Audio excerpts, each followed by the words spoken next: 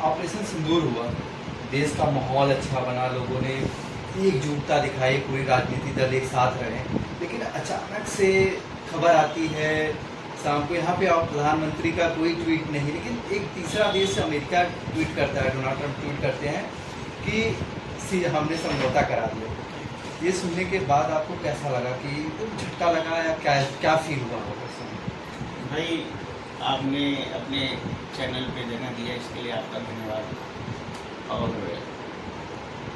जो आप क्वेश्चन कर रहे हैं, ये पूरा देश शॉक्ड में है।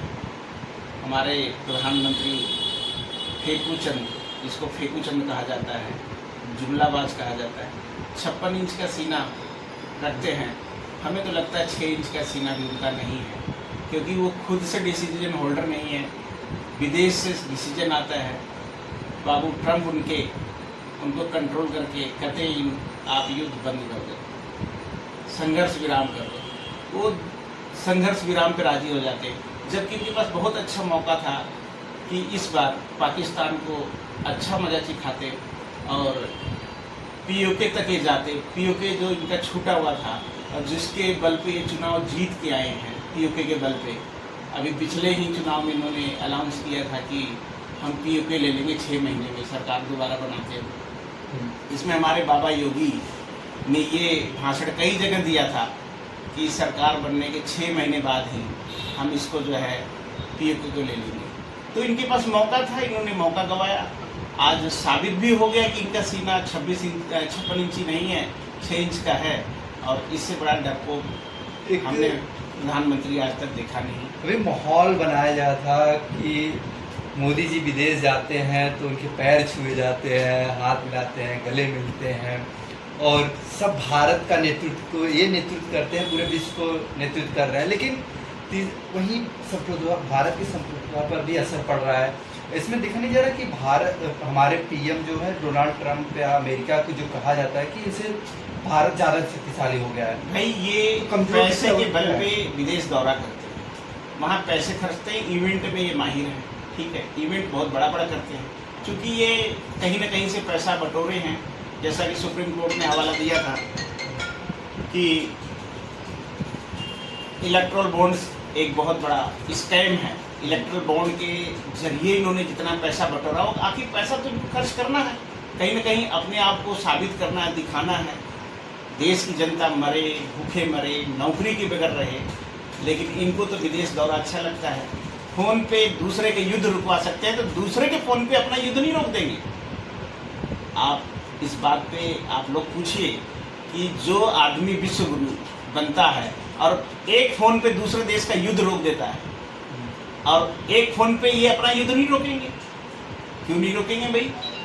तुम विश्व गुरु नहीं है, विश्व गुरु जो था उसने साबित किया कि ट्रंप विश्व गुरु। लेकिन इस समय सबको इंदिरा गांधी याद आ रही है, क्योंकि अमेरिका से फ़ोन आता था, वो फ़ोन उठाई नहीं थी। 4 कॉल के बाद उन्होंने उठाया, तुम्हें जो करना है कर लो। वो लेडी सिंघम हैं, और जब तक उन्होंने राज किया उस समय जो संसाधन थे उतने में ही उन्होंने सीना तान के खड़ी रही, सिंघम की तरह। चाहे अमेरिका फ़ोन करे, चाहे कोई भी करे, वो दबाव में काम तो नहीं किया जितना मोदी जी ने दबाव में काम किया। वो जनता देख रही है। और इस समय ओवैसी जी का बयान बहुत वायरल हो रहा है।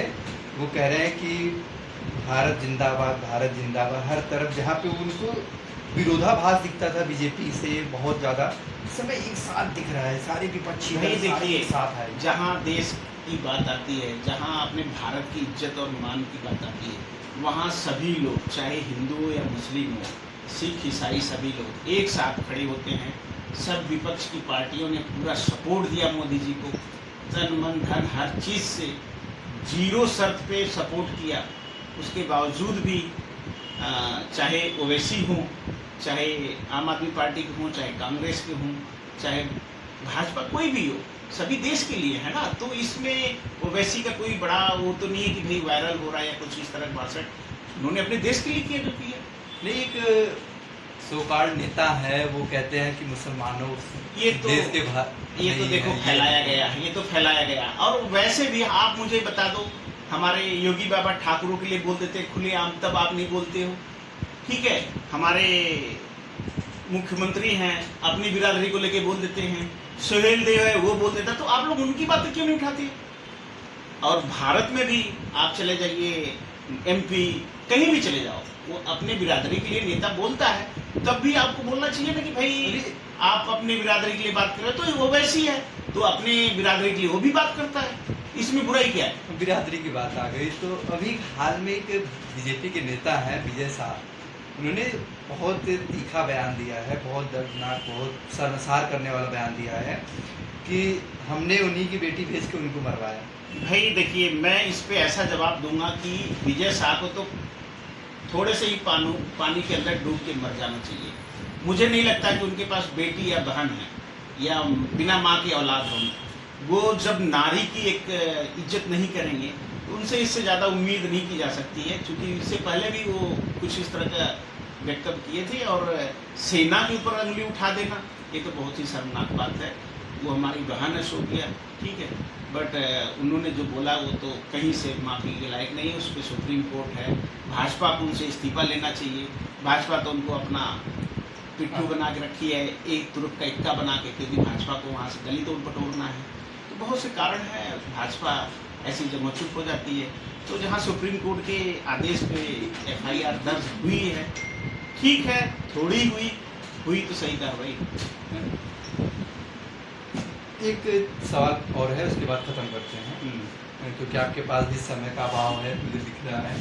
तो आप व्यापार मंडल के अध्यक्ष हैं, तो ऐसे माहौल में व्यापारियों पर क्या असर पड़ता होगा? नहीं, ऐसे माहौल में क्या, पहले आप अपना क्वेश्चन सही करिए। ऐसा माहौल जो क्रिएट हो रखा है हिंदू मुस्लिम और इधर देश के अन्य गतिविधियों, फॉरेन बिजनेस स्ट्रेटजी रोकना, अगर ज़मीनी हकीकत देखो तो व्यापारियों पे कोई असर नहीं, चाहे हिंदू कर लो चाहे मुस्लिम। हिंदू ने भी खरीद के खाना व्यापारियों से, मुस्लिमों ने भी खरीद के खाना है। हिंदुओं ने कपड़े पहनने हैं, मुस्लिमों ने भी पहनने। एक माहौल क्रिएट किया जा रहा है, क्रिएट किया जा रहा है, वो तो अपने काम से मतलब है। इसीलिए मैं आपसे पूछा क्योंकि आप व्यापारी हैं। ये छुट भैया नेता हैं जो इस तरह के माहौल को क्रिएट करते हैं। और हम तो कह रहे हैं कि एक हमारी छोटी सी राय ले लीजिए, बिल्कुल, देश में 3 चीज लागू कर दीजिए, सभी जात बिरादरी खत्म। वो 3 चीज बता दीजिए, आज दर्शकों को बता दीजिए। पहला तो आप जातिवाद को हटा दीजिए, एक सम्मान सबको दो, ठीक है। और एक कानून लागू कीजिए, कोई गैर बिरादरी में शादी करेगा तो वो अवैध मानी जाएगी, उसकी नागरिकता खत्म कर दो। हिंदू मुस्लिम यहाँ खत्म हो जाएगा, लव जिहाद खत्म हो जाएगा, दूसरे की धर्म की लड़कियों को भगाना खत्म हो जाएगा।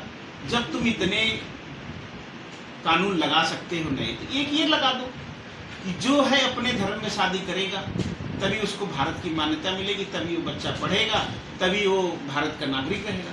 नहीं, जिसने ऐसा जाके आउट ऑफ वे में काम किया उसकी सदस्यता ही भारत से नहीं, लेकिन मानव अधिकार आ जाएगा कि मानव अधिकार का हनन हो रहा है। भाई मानव अधिकार तो बहुत हनन हो चुका, कहाँ नहीं हुआ मुझे बता दो। 6 साल की बेटी के साथ मानवता नहीं हो रही है, कहीं नहीं हो रहा, तब आपका मानव अधिकार नहीं है। हम कह रहे हैं जो हिंदू मुस्लिम का मुद्दा है, आप ये कानून लागू कर दो समान। आप अपने धर्म बिरादरी में शादी करोगे, मुस्लिम अपने में करेगा, गैर में जाके करता है तो उसकी सदस्यता रद्द कर दो। लव जिहाद जैसे दुनिया भर के भाजपा फैलाती है, सब खत्म हो जाएगा, डर भय सब खत्म हो जाएगा, खाली सदस्यता रद्द करो। दूसरा, पुलिस को कर दो एक समान कानून के तहत।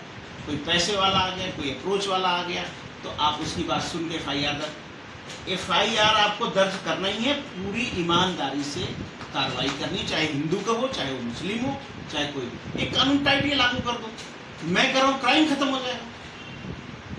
आपके अंदर जिगरा तो हो, आप लागू नहीं करते हैं। कोई VIP गया तो उसका FIR तुरंत दर्ज हो जाएगी, फोन पे हो जाएगी। कोई गरीब बेचारा थाने में 4 दिन पड़ा रहेगा, महीनों चक्कर काटता रहेगा, उसका घर में 1-2 मौत भी हो जाएगी तो भी FIR नहीं होगी। इन सबको खत्म करने की जरूरत है। ये भ्रष्टाचार है, यही मेन है जड़। ये 2-3 तरह के कानून लागू करके जो जन समस्या को बढ़ावा देंगे।